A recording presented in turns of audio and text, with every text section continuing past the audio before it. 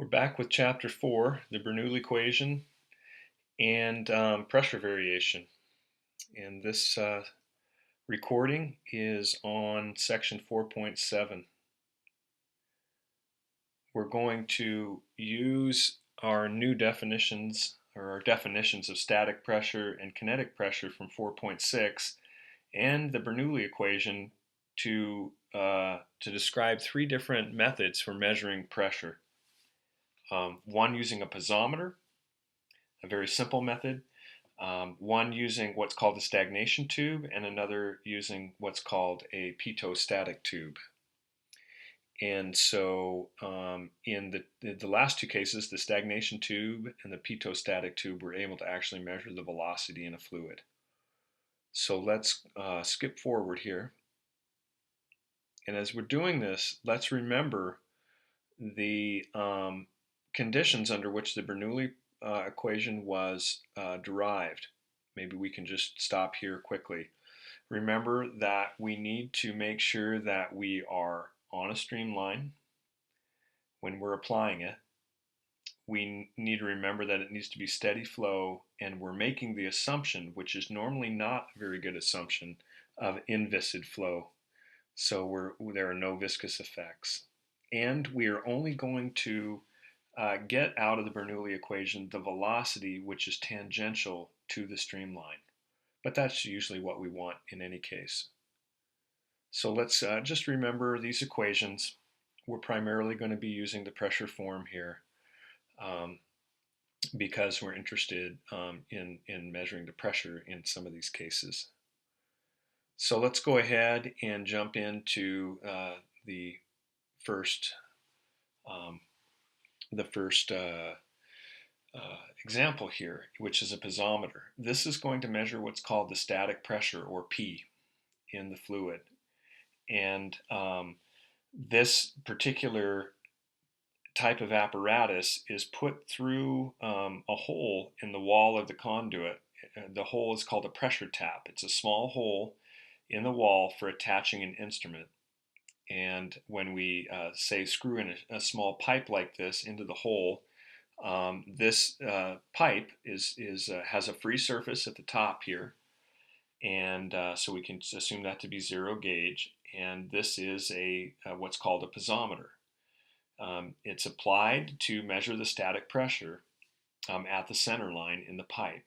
And in this particular case, because of the we're assuming gauge pressure at the top of that tube, and because this is a static situation, once we put the tap into place and the fluid rises up here, it'll rise to some level and then stop. Because of that is the case, we don't have any motion in this direction anymore. So V1 and V2 are 0, plus the pressure being 0 at the top of this. All we're left with in the Bernoulli's equation is that the pressure is equal to gamma times the difference in the altitude.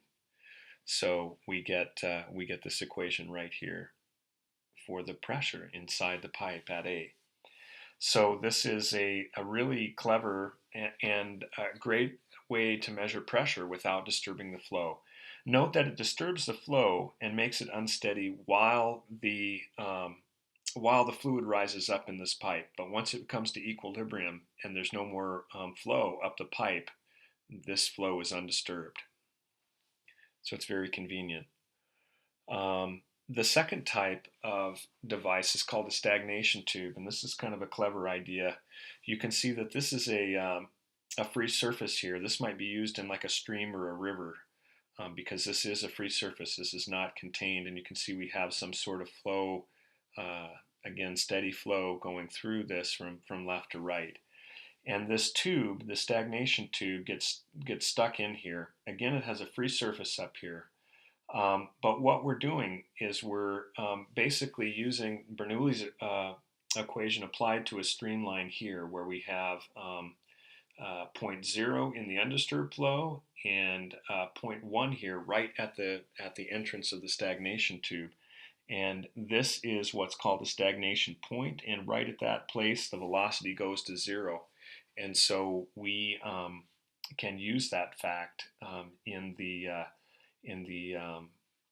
equation here, and we note that because this is a horizontal streamline, if at point 0 and point 1 here, the altitude is the same. So in the pressure form of Bernoulli's equation, the gamma z1 and the gamma z0 terms cancel out because they're at the same elevation. And the other thing to note is that V1 goes to 0 here at the stagnation point. So we can go ahead and we can solve Bernoulli's equation for the velocity at 0, the free stream velocity, which is what we want. This is a device for measuring the free stream velocity. And if we do some rearranging here, we have 2 over rho times the pressure at point 1 here minus the pressure at point 0.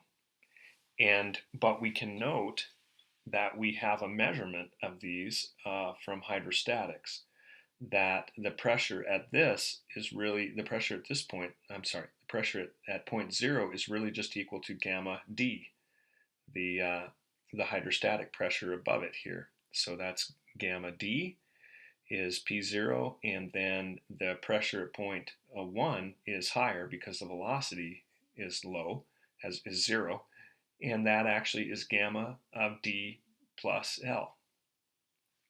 And so that's what we have here. We can see that out of this part of the equation here, if we subtract gamma D from gamma D, we're going to just get gamma L out of this. And we need to remember that that's equal to rho GL. So, so this equation becomes 2 over rho times rho GL, and the density cancels out, and we're left with 2GL. If we take the square root, we get the free stream velocity is just equal to the square root of 2GL. So we use the stagnation tube to measure this height. Again, we let the thing come into equilibrium. The fluid will rise up to some level and then stop and come into equilibrium, and there will be no more velocity down, and no more fluid flow into the pipe. And then we know that the fluid flow at this point here is 0. And then by taking 2GL, by measuring the height L, we're able to determine what the free stream velocity is. Pretty clever. Now, the final device is called a pitot-static tube, and these are the types of devices that are used on aircraft. You see these poking out the front of aircraft a lot of times. Next time you get on a plane, look at the front as you board the plane, and you'll see a little elbow thing sticking out the side of the plane, maybe a couple of them.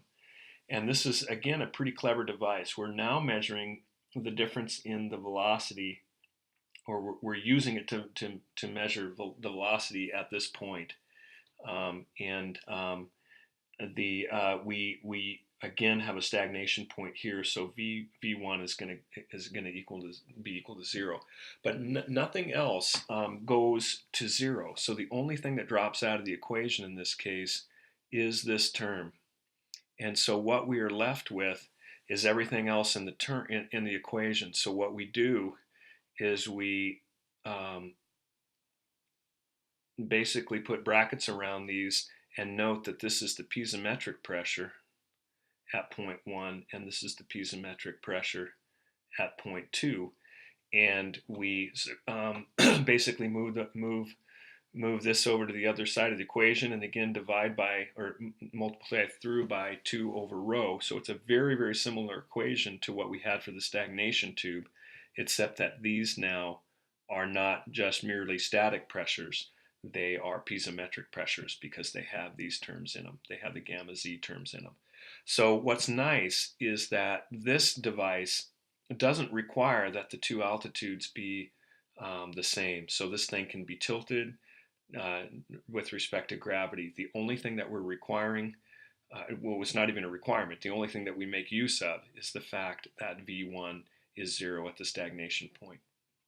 So we get an equation for the pitot-static tube that is the velocity at this point here at point 2 along the tube is equal to 2 over rho times the difference in the piezometric pressures.